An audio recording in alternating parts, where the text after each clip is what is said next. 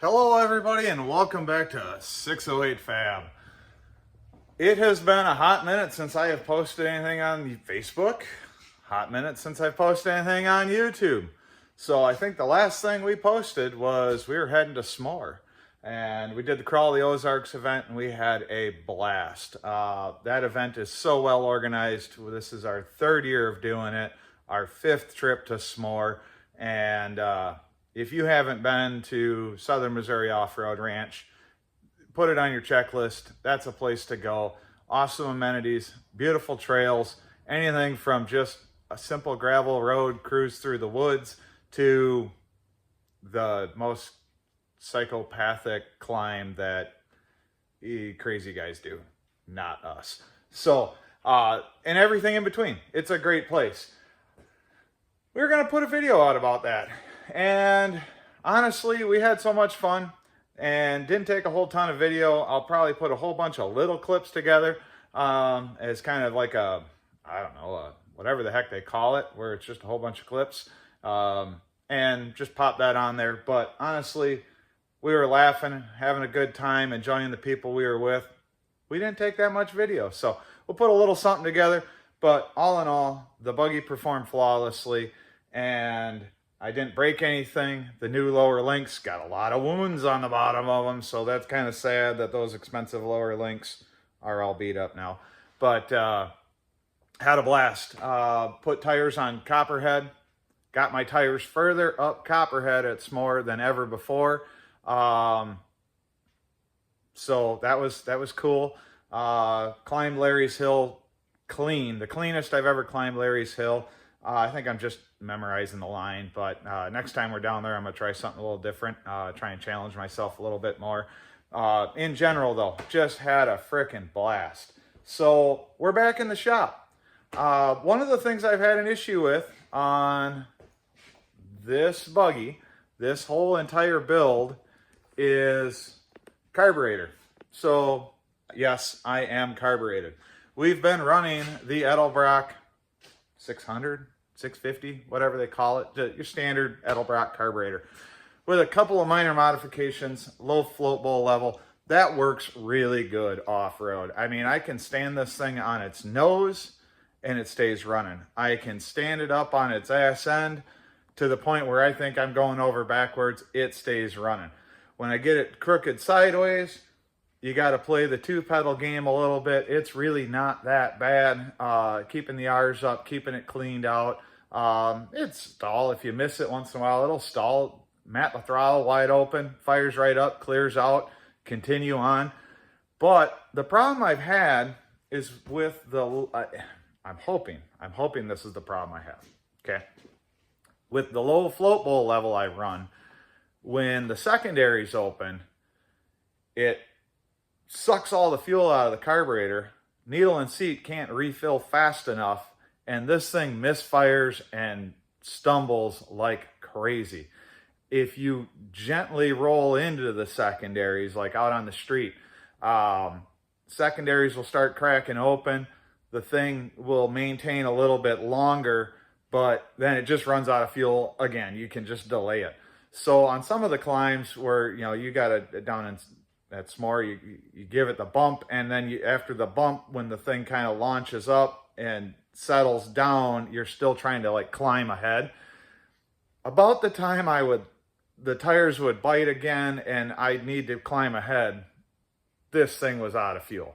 And it just, I mean, the tires would keep spinning, but it wasn't picking up any more RPM, and it was starting to stumble and not really popping like a lean pop or anything like that, but just a hard misfire, and it was like all 8 cylinders. So I've had this problem since I built it. Now that I'm driving harder, it's perpetually showing itself more. You know, I've tested, I know what I've hit it at this level and nothing's broken, so I've moved up to the next level and nothing's broken. The bog kind of came in there, and now I've moved it up to another level, and the bog is bad. That misfire's bad. So we've got the carburetor off of this thing, and actually, I will point out, I have changed ignition systems. I initially thought maybe this could be an ignition related issue. So I said, I just run an HEI distributor. I changed power source to it, continued. Changed the HEI distributor to another new one. I already had a brand new one in. Problem continued. Put a better coil in it. Problem continued. Changed spark plugs. Problem continued. I know it's not ignition related. So could it be still? Nah, I built the motor, so anything's possible. I don't think it's not a valve float issue and things like that. So I have decided it's fuel related. So we have the edelbrock carburetor off of this thing, and I'll show you what we're putting on it. So we are going to be putting this Rochester Quadrajet on. This is off of a Mercruiser engine. I was formerly a boat guy, so I know these very well. There are not a lot of differences between this carburetor and the carburetor that is on your atypical GM product from the 70s, 60s, 70s, 80s. However, there are a couple of things that I like to point out. First off, there are no vacuum fittings on this carburetor. The vacuum, so vacuum advance and things of that nature, you will not have ports for those items. You would not have any ports for any of the emissions related vacuum canisters, things like that. I am under the understanding that the accelerator pump is different. So I believe it's a bore size on the accelerator pump. I believe it's either the bore size or the stroke. There is something different. I can't remember exactly, but back in the day, we always had two accelerator pumps that came in the marine carburetor kits that we bought through Mercruiser. It was pretty much just a Rochester kit that was Mercruiser branded, and we put those in. So you might say, well, what's the real difference then? Here's the difference. This carburetor, in a typical Wisconsin marine application, if it's 20 years old, it's maybe got 200 or 300 hours of runtime. 200 or 300 hours of runtime is nearly nothing in the respect of miles on an auto application. It's also pretty clean. The air environment and things of that nature is very clean in the boat world because you're in the lake. There's no gravel roads and no dust in the middle of the lake. So what we get for issues rebuilding these older edelbrock, golly, I did it again, these older carburetors is the fact that every time these throttle plates open and close, it puts miles on the pivot points. So these pivot points, as they wear out in the body of the carburetor, start bleeding air. Then when these pivot points start bleeding air, it takes your air bleeds out of contention, or your fuel bleeds. These are fuel bleeds on these. So pretty soon you've got these things jacked way out and your idle stop cranked way down to get this thing to maintain a lower RPM idle. As they age, they will start increasing idle because they're sucking air past this shaft through the body, and then you've got to throw more fuel at it, and then you've got to back off the idle speed. So by choosing one of these, I should, theoretically, have eliminated any carburetor body issues. Vacuum advance, I'll just pull a vacuum port off the intake. Yeah, it won't be ported, it won't be whatever, but I don't really care. I just need it to advance, and that's pretty much, I've been running unported vacuum at this point anyhow. So, but yeah, that's where we're at. Now, I did originally, when I put this motor together, got put together with a square bore intake. So I've got to do a square bore to spread bore adapter, and that's what I'm going to put on right now. Okay, to start this off, as I said, I have a square bore intake, which would be legitimately what it is, a square bore. Okay, so that guy ends up getting slapped down on the intake.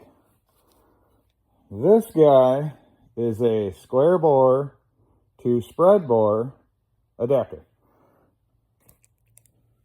And then obviously we get the spread bore gasket. So they don't marry up. Couple things you gotta watch for when you buy this. all right, this is the absolute cheapest one I could find off the Amazon, is that it's reversible, okay? So the way they cast in these bolt holes, one side holds a stud, or excuse me, one side holds the hex head of a bolt, which would then stick out of this side and become the stud for the new carburetor. And then this side over here gets a bolt going down, which would go into the intake. Now, if you flipped it over, this side could also get a bolt holding the hex, and this side would be the stud going down into the intake, or vice versa, whatever. So a lot of these are not reversible because a lot of people had spread bore intakes and they want to put a square bore carburetor on it. So this whole pattern is only done one way. I'm kind of going ass backwards, where your common stock intake manifold would be a spread bore, and they'd put a Holly or a whatever square bore intake on it, or carburetor. So most of these are made to go this direction. So the only one I was able to find is this cheap piece of junk off of Amazon. It was like 30 bucks. In the reviews, it says, FYI, the bolts that they ship to bolt it to the intake, let me drop one of these in there, is too short. Well, you got to put a gasket on that and then thread that into the intake. So yes, 100% too short. That is in every review on this company, on this adapter.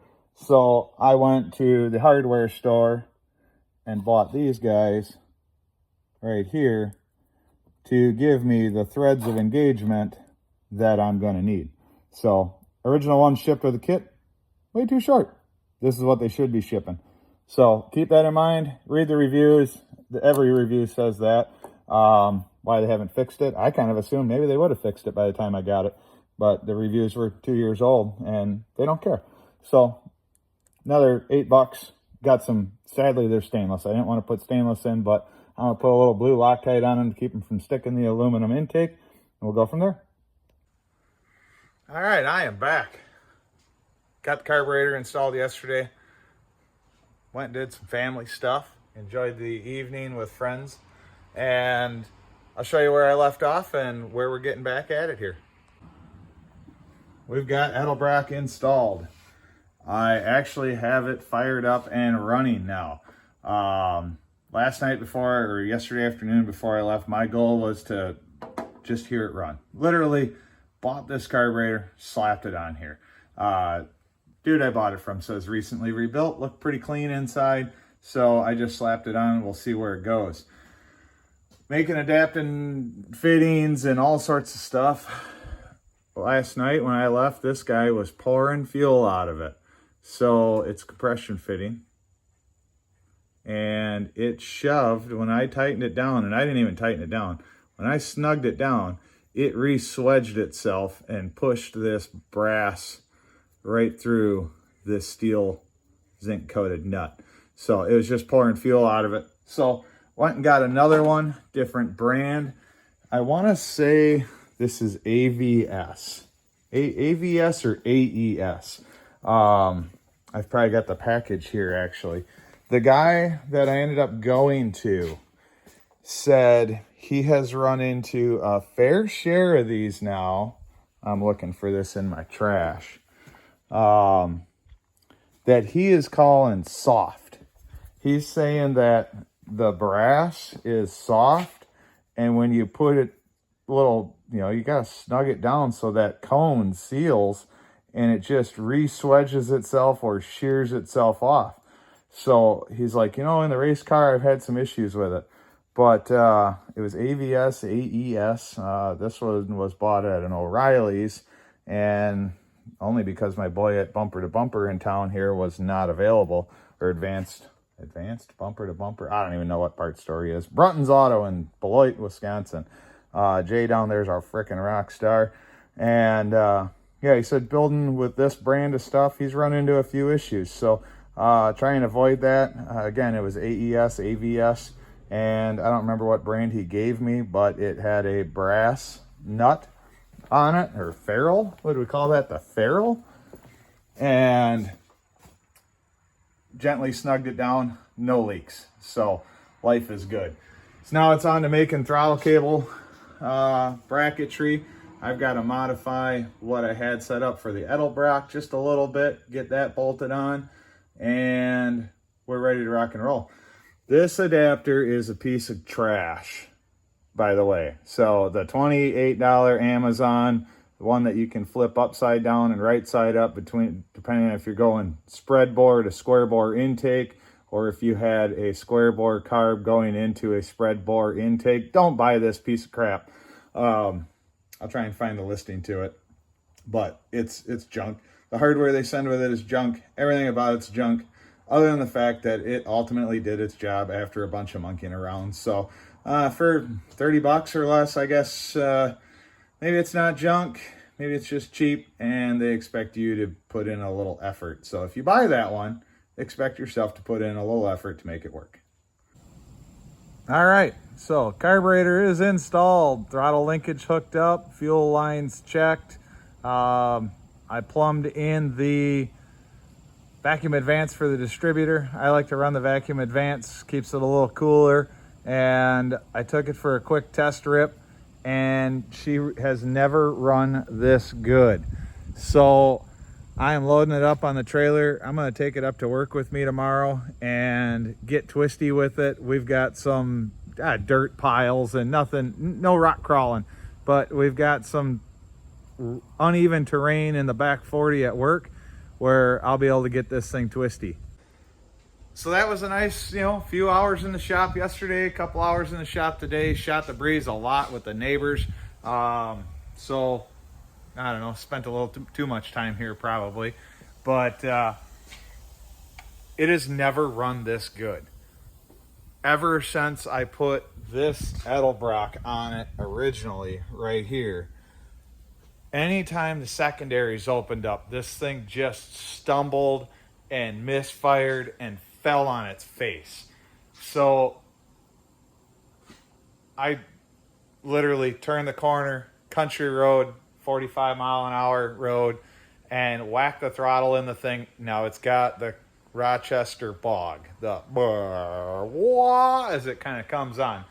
Anybody that's ever driven anything with a Rochester knows that there's some tuning to be done there probably to try and get rid of that. But that's not how I drive it, right? That is not generally how this Jeep is used off-road. So by the time I get into the secondaries, I am already on the throttle. I'm in low range.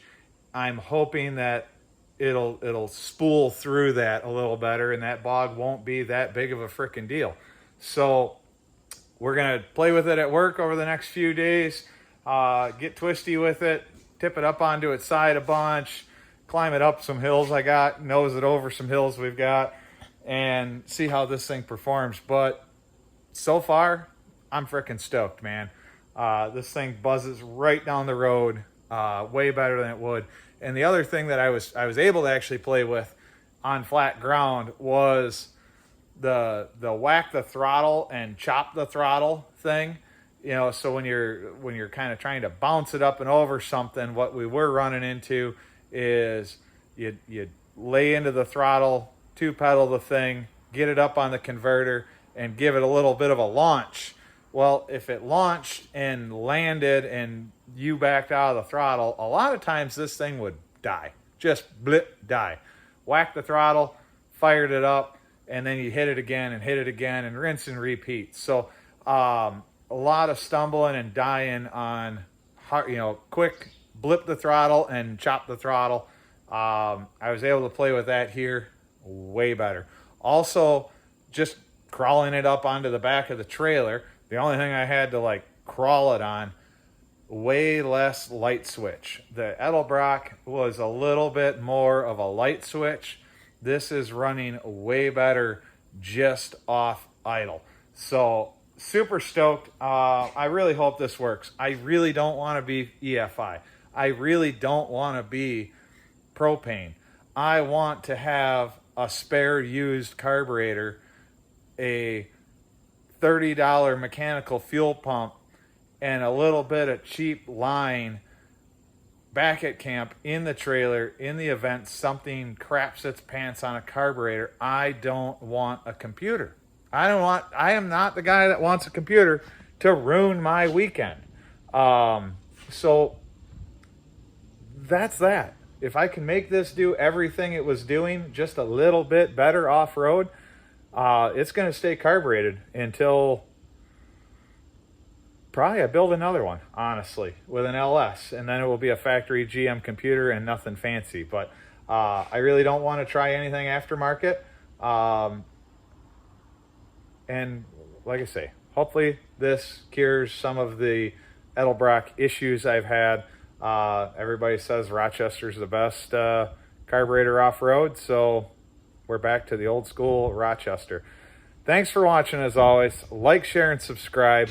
Do something cool in your garage, and we'll check back in when I start playing with that thing,